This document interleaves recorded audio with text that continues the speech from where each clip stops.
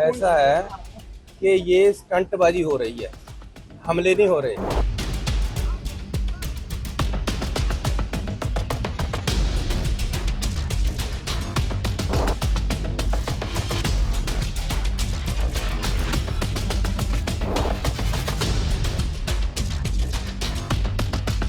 ऐसा है कि ये स्टंटबाजी हो रही है, हमले नहीं हो रहे। पिछली बार भी जब इलेक्शन आते हैं तो ऐसे स्टंट खेले जाते हैं और बीजेपी को जिताने का संविधान तैयार किया जाता है। लोगों के लाशों पे खेलना ये बीजेपी को आता है। उनका नाम चरणजीत सिंह चन्नी है, उनका दिमाग घास चरने गया हुआ है। इससे घटिया मानसिकता कांग्रेस की और क्या हो। ये वो लोग हैं कांग्रेस के और इनके सहयोगी दल जो पार्लियामेंट पे अटैक करने वाले अफजल गुरु को भी रात को 2:30 बजे अदालत खुलवाकर उनकी फांसी की सजा माफ कराने के लिए प्रयासरत थे। ये पूरी सेना का, पूरे राष्ट्र का और हमारे हर एक सैनिक की जो राष्ट्रभक्ति है उसका अपमान है।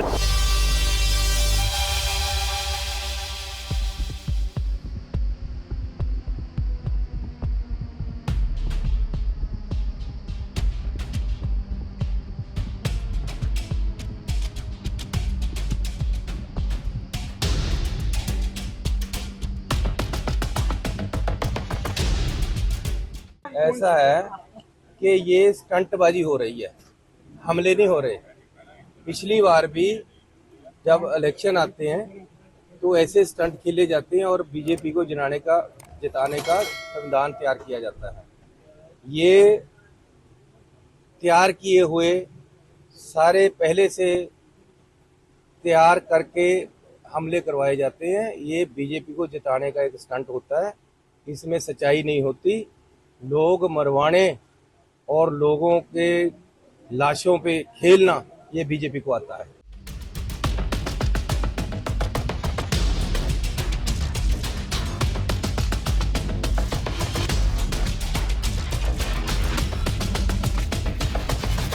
उनका नाम चरणजीत सिंह चन्नी है, उनका दिमाग घास चरने गया हुआ है।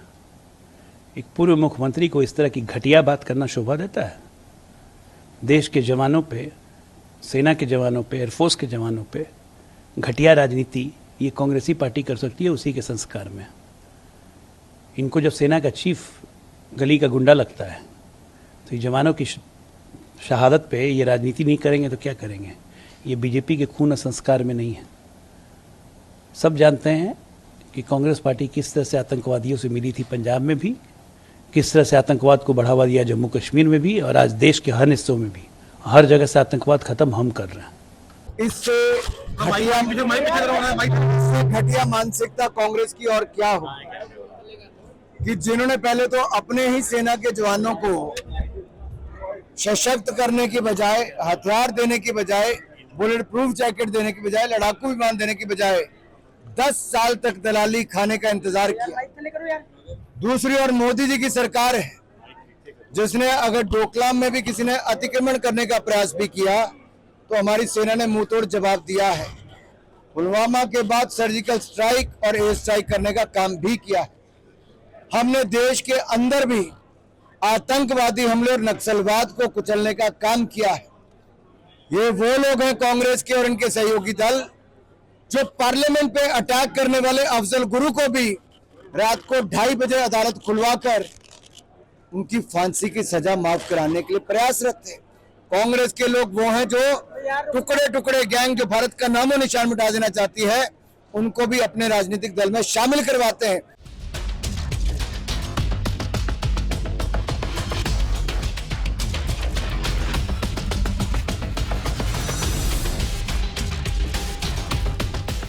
ये बहुत ही बदकिस्मती वाली बात है कि जो सैनिक देश के लिए शहादत देते हैं, जो सैनिक अपना घर बार छोड़ के देश के लिए जान देने के लिए हरदम तैयार रहते हैं, राष्ट्रहित के लिए उन्होंने अपनी जान न्योछावर की है, उनके बारे में ऐसी बात कहना कि ये एक स्टंटबाजी है, मैं समझता हूं कि ये पूरी सेना का, पूरे राष्ट्र का और हमारे हर एक सैनिक की जो राष्ट्रभक्ति है उसका अपमान है जो साबका मुख्यमंत्री चरणजीत सिंह चन्नी ने किया है, तो मैं कड़े शब्दों में उनके इस बयान की निंदा करता हूं और मैं ये चाहता हूं कि उनको अपने इस बयान के लिए सारे देश से माफी मांगनी चाहिए।